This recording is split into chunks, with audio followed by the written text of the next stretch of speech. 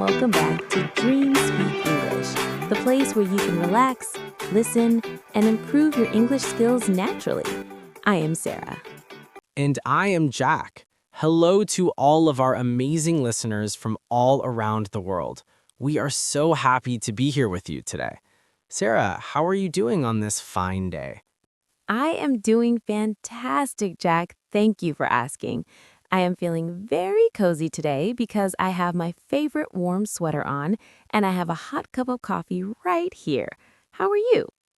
I am doing great, thanks. Oh, that sounds perfect, Sarah.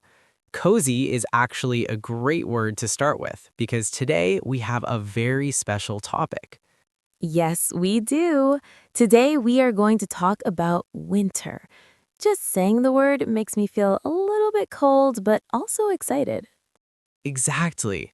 Winter is a season that brings so many different feelings and activities. Some people love it, and some people, well, they prefer the beach.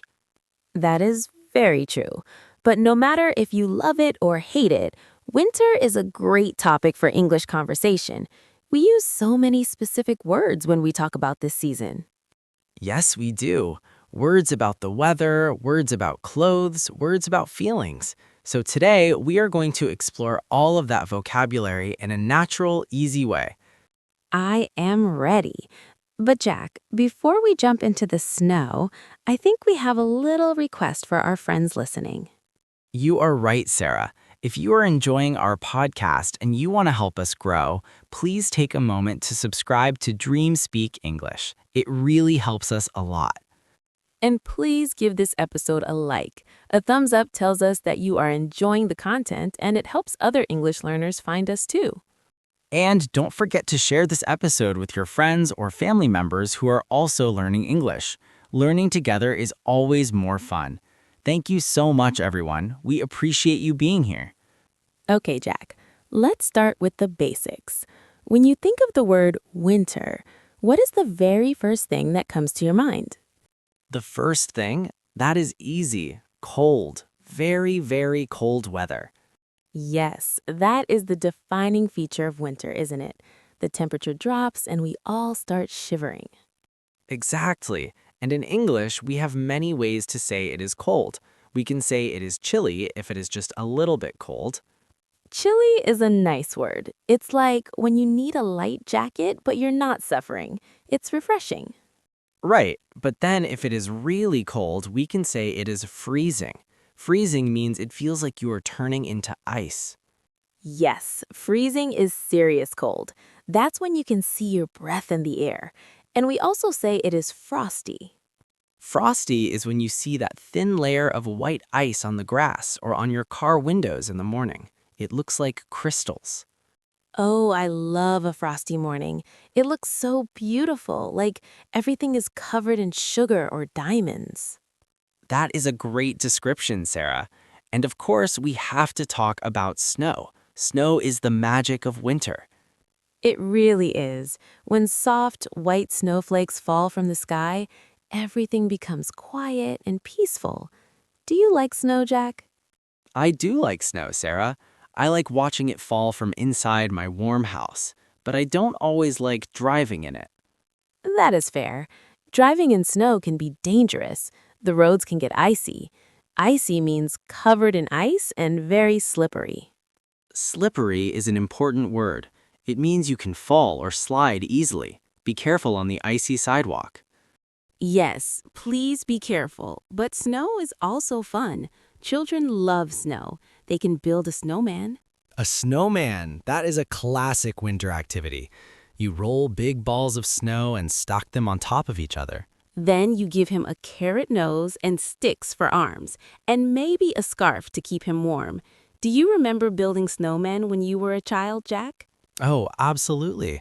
My brother and I used to build huge snowmen in our backyard. And we also had snowball fights.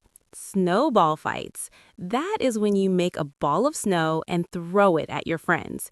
It sounds aggressive, but it is actually just a game. Usually, unless your brother throws the snowball too hard, then it can hurt a little. That is true. You have to be gentle. Another fun thing to do is sledding.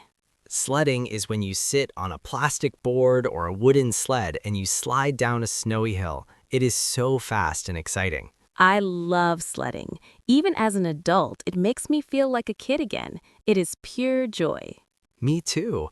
But after all that time outside in the cold and snow, what is the best thing to do? Come inside and get warm. Definitely. Exactly, and that brings us to winter clothes. We need special clothes to survive the winter weather. Yes, we do. We cannot wear That sounds absolutely wonderful, Jack. A cabin in the mountains is the ultimate winter dream. Will there be snow? I hope so. I want to wake up and see white trees and white mountains all around me. It feels so peaceful just thinking about it. It does. And what about you, listeners? Do you have any special plans for this winter? Maybe visiting family or maybe just staying home and relaxing. Whatever you do, try to describe your plans in English. Using the future tense like I am going to or I will is great practice. That is a great tip, Sarah. I will drink hot chocolate. I am going to buy a new coat. Simple but effective. Exactly. Now, Jack, we talked a lot about the good things about winter, but we should be honest. Sometimes winter can be a little difficult, right? That is true. We have to be realistic. The darkness can be hard for some people. The sun sets very early, sometimes at 4 p.m. Yes, the days are very short. It can make you feel a little tired or sad. In English, we sometimes call this the winter blues. The winter blues. That means feeling a little down or low energy because of the dark, cold weather. But there are ways to fight the winter blues. One way is to stay active. Even if it is cold, try to move your body. Yes, exercise gives you energy.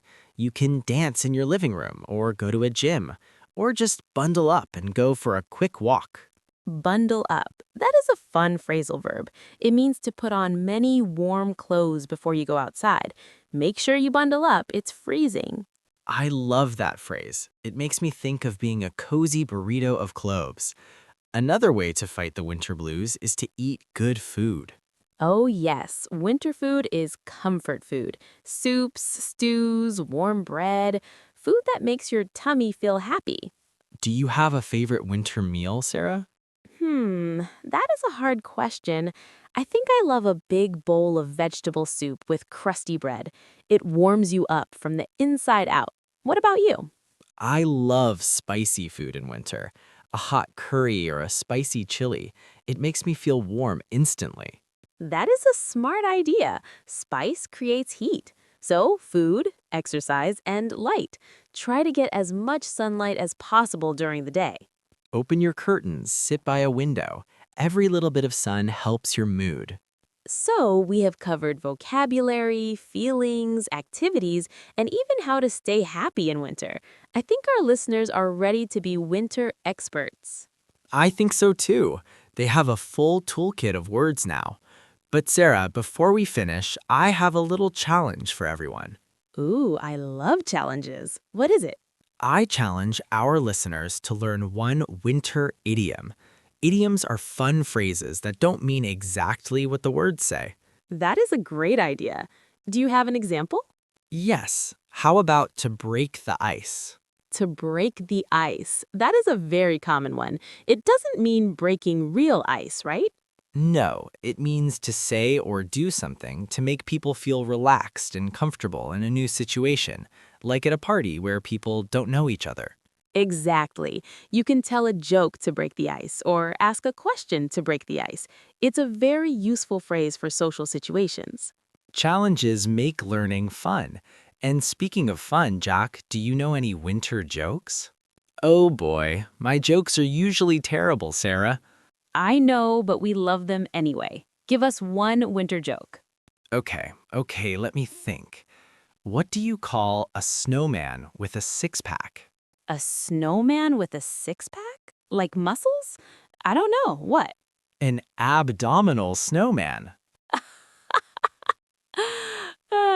Jack, that is terrible. Abdominal sounds like abominable snowman. That is a pun. I told you it was bad, but it made you laugh. It did, and laughter keeps us warm too. That is the truth. Well, Sarah, I think we have covered almost everything about winter today. It's been a very cozy conversation. It really has. I feel ready for the cold weather now, and I hope our listeners feel ready too. Remember, friends, don't be afraid to make mistakes when you practice. Just try to speak. Describe the snow, talk about your coat, complain about the cold. It's all good practice.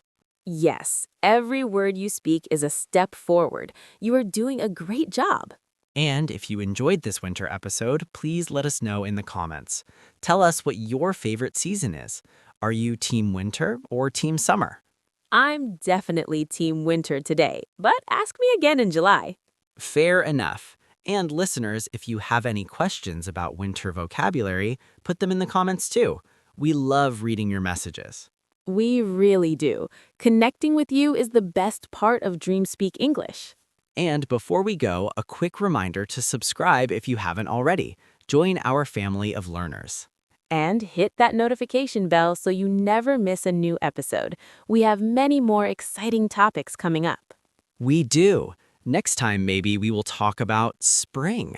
Let's not rush. Let's enjoy the snow first. You are right. Let's enjoy the moment.